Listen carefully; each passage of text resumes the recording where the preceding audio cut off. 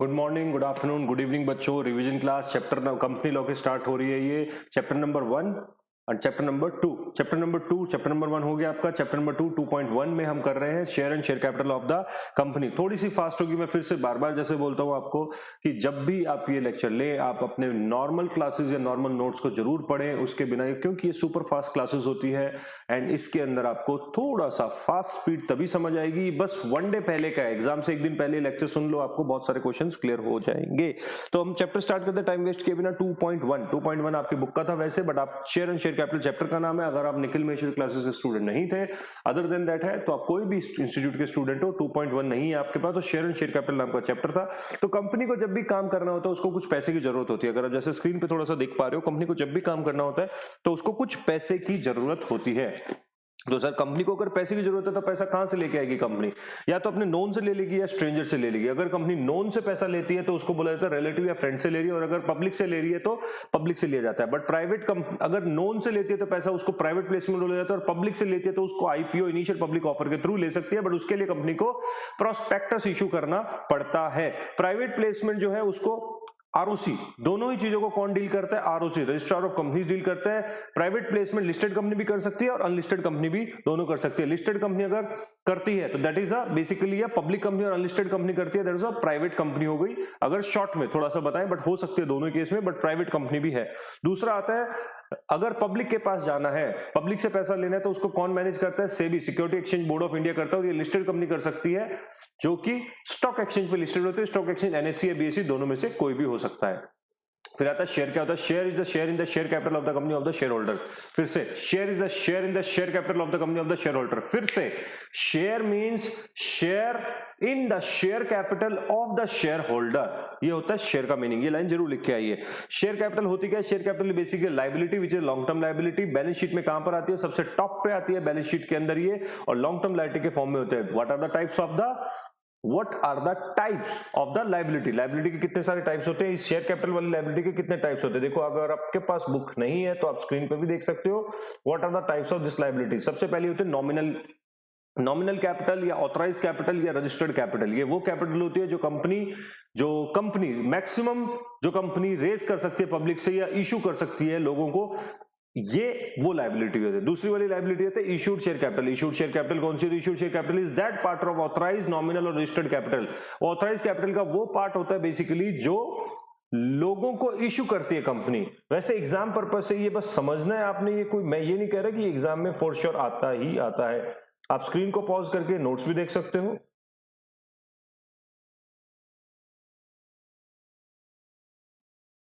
Okay, next.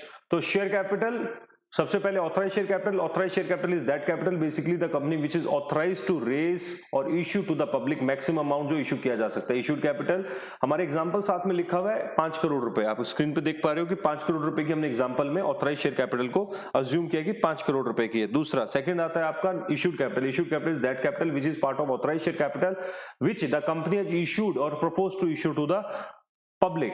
फिर आता है subscribe share capital. Section 2 subsection 86 में लिखा हुआ है ये। सब्सक्राइब कैपिटल वो होती है जो 90% इशूड कैपिटल का मिनिमम होना चाहिए, क्योंकि अगर 90% आपकी इशूड कैपिटल को सब्सक्राइब नहीं हुआ है तो आपका इश्यू इनवैलिड हो जाएगा। हमने अज्यूम किया 3 करोड़ 7 लाख आ गया ये। फिर आता है called up capital, section 2 subsection 15। Called up capital is that part of the subscribe capital which basically company is calling, company ने कहा कि ये पैसा लेके आ जाओ। फिर आता है पेड अप कैपिटल, कॉल्ड हुई, उसमें से कुछ पेड हुआ, लोगों ने जो पैसा आपको दे दिया है। फिर आता है आपका uncalled capital. Uncalled capital is that capital which the company is not called, जिसने कंपनी को वो बुलाया नहीं है। फिर एक सबसे इंपॉर्टेंट क्वेश्चन है इस चैप्टर का, वो होता है कैपिटल रिजर्व या reserve capital. Most important, exam में काफी बार आता है। कैपिटल रिजर्व वो रिजर्व होता है जो बेसिकली आप 12th 11th 12th में भी करके आते थे, जो कहां से बनाया जाता है? आप स्क्रीन पे देख पा रहे हो। Capital reserve is that reserve basically which is created out of the profits and which is not ordinarily available. वो कोई भी not ordinary available as a reserve, कोई ऑर्डिनरी रिजर्व नहीं है ये जिसको आप किसी भी पर्पस की यूज करो। That means indirectly I am trying to say it's not a general reserve, it's a capital reserve, it's a specific reserve which can be used only at certain specific purposes only. Okay, not to be distributed out of this reserve, you cannot distribute to the dividend, आप अपने share holder को इसमें से पैसा नहीं दे सकते, but हाँ ध्यान रखना एक चीज, हाँ जी बिल्कुल, पे अटेंशन, बोनस दे सकते हो आप इसमें से। फिर आता है reserve capital, the most important part, reserve capital. Reserve capital कौन सी होती है? ये लिमिटेड बाय शेयर वाली कंपनी ही इसको बना सकती है, लिमिटेड बाय शेयर वाली कंपनी ही बना सकती है। ये वो अनकॉल्ड पैसा है, अभी थोड़ी देर पहले आपने जो 60 लाख देखा था ना ऊपर, वो अनकॉल्ड पैसा जो कंपनी ने अभी बुलाया नहीं है, मांगा नहीं है आपसे, बट कंपनी चाहे तो इश्यूड कैपिटल का पार्ट है उसको मांग सकती है। स्पेशल रिजोल्यूशन से आप उस पार्ट को रिजर्व कर देते हो कि ये पार्ट तभी काम लेंगे हम जब कंपनी वाइंड अप होगी, उस केस के हम ले सकते हैं। फॉर एग्जांपल, एक कंपनी ने 10 रुपए की पेड अप कैपिटल है और 10 रुपए की फेस वैल्यू का एक शेयर है, 7 रुपए पेड अप है और 3 रुपए पेड अप नहीं है। इस केस में 7 रुपए तो पे कर चुके हो आप, वो तो पेड अप हो गई, और 3 रुपए जो पे नहीं हुआ है वो आपकी कौन सी हो गई है?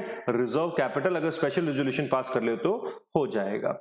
क्लियर। फिर एक अमेंडमेंट आई थी अभी रिसेंटली 2017 के अंदर, उसमें ये बोला था कि कंपनी जहां पर भी ऑथराइज कैपिटल का नाम लिखेगी वहां पर आपको सब्सक्राइब कैपिटल का नाम लिखना जरूरी है, नहीं लिखोगे तो वो फ्रॉड है। फिर आता है शेयर कितने टाइप के होते हैं? शेयर 2 टाइप के होते हैं, एक होता है इक्विटी शेयर, एक होता है preference share. Equity share further 2 type का होता है, एक नॉर्मल इक्विटी होता है और एक डिफरेंशियल राइट वाला इक्विटी होता है। डिफरेंशियल राइट फर्दर 2 टाइप का होता है, differential as to voting, differential as to right. Sir ये क्या होता है? ये हम डिस्कस करते हैं अभी। व्हाट आर द अधिकार, what are the rights available to, और दूसरा होता है प्रेफरेंस। प्रेफरेंस हम डिस्कस करेंगे। What are the rights available to equity share holder. Equity share holder को कौन कौन से राइट है? इक्विटी शेयर होल्डर को राइट है सबसे पहला, इक्विटी शेयर होल्डर को जनरल मीटिंग का नोटिस मिलेगा, वोटिंग राइट का अधिकार है उसको जनरल मीटिंग में। डिविडेंड अगर डिक्लेयर हुआ है तो वो मांग सकता है, डिक्लेयर नहीं हुआ है अगर तो वो नहीं मांग सकता है। Benefits like bonus share right issue उसको मिलेंगे, वो अपील कर सकता है ट्रिब्यूनल को, एनसीएलटी को, कंपनी के अगेंस्ट। वो extra general meeting, EGM emergency general meeting और एक्स्ट्रा जनरल मीटिंग को वो बुला सकता है बोल के, कंपनी लॉ बोर्ड या एनसीएलटी को वो इस चीज के लिए अपील कर सकता है। प्रीएम्पशन के राइट्स भी होते हैं इनके पास में। ये तो आपके अधिकार हो गए। ये हो गया नॉर्मल शेयर कैपिटल। दूसरा कौन सा है? नॉर्मल शेयर कैपिटल के अलावा डिफरेंशियल वोटिंग राइट वाली कैपिटल। डिफरेंशियल वोटिंग राइट वाले शेयर होल्डर कौन से होते हैं? डिफरेंशियल वोटिंग राइट के होते हैं कि जैसे सपोज नॉर्मल को एक के बदले एक शेयर के बदले एक वोट मिलता है, आपको 2 मिल जाएंगे। डिफरेंशियल एज टू डिविडेंड क्या होता है? सपोज ये बोल दिया जाता है कि नॉर्मल को अगर 0% मिलेगा तो आपको 2 मिलेगा, मतलब नॉर्मल को 10 मिलेगा तो आपको 12, नॉर्मल को 8 तो आपको 10, कुछ एक्स्ट्रा आपको मिलेगा। फिर आता है preference share capital. Preference share capital कौन सी होती है?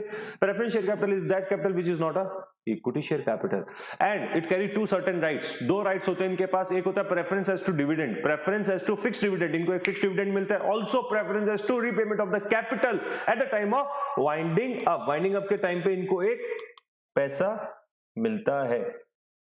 चलिए आगे बढ़ते हैं सर आगे।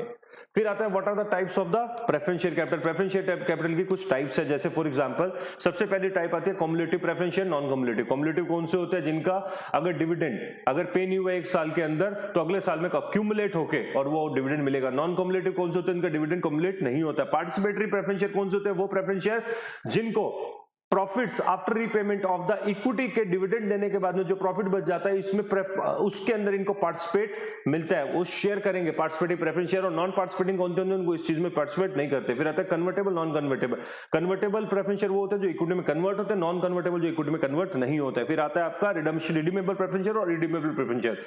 इरिडीमेबल प्रेफरेंस शेयर तो आपके एग्जिस्ट नहीं करते हैं, अब इनवैलिड है, वो हो नहीं सकता है। रिडीमेबल प्रेफरेंस शेयर वो होते हैं जो कभी रिडीम होते हैं और सर्टेनली रिडीमेबल होना जरूरी है। The maximum redemption period of any share is 20 years. 20 साल तक के रिडीमेबल प्रेफरेंस शेयर हो सकते हैं मैक्सिमम, बट इंफ्रास्ट्रक्चर कंपनी के केस में 30 साल के प्रेफरेंस शेयर हो सकते हैं, but provided with the condition 21st year से आपको 10% की रिडम्पशन करना पड़ेगा। ठीक है, this is all what we have done in this chapter. और फिर इसके बाद में डिफरेंस आता है आपका, what is the difference between preference share and equity share. Preference share basis of एक डिफरेंस की मैं हेडिंग बताता हूं आपको। एक तो रेट डिविडेंड, डिविडेंड प्रेफरेंस का फिक्स होता है और इक्विटी का फिक्स नहीं होता है।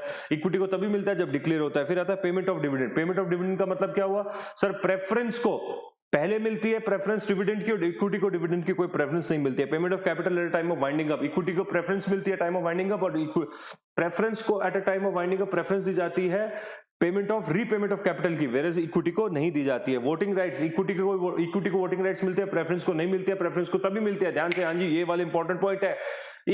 प्रेफरेंस को तभी वोटिंग राइट मिलता है अगर 2 साल से ज्यादा उनका कोई भी डिविडेंड रीपे, उनको डिविडेंड नहीं दिया गया है और उनका डिले चल रहा है, अक्यूमुलेट होता जा रहा है, तो वो भी वोटिंग राइट में आ जाएंगे। या फिर उनका कोई पर्सनल राइट हार्म हो रहा है तो भी उनको राइट मिलेगा।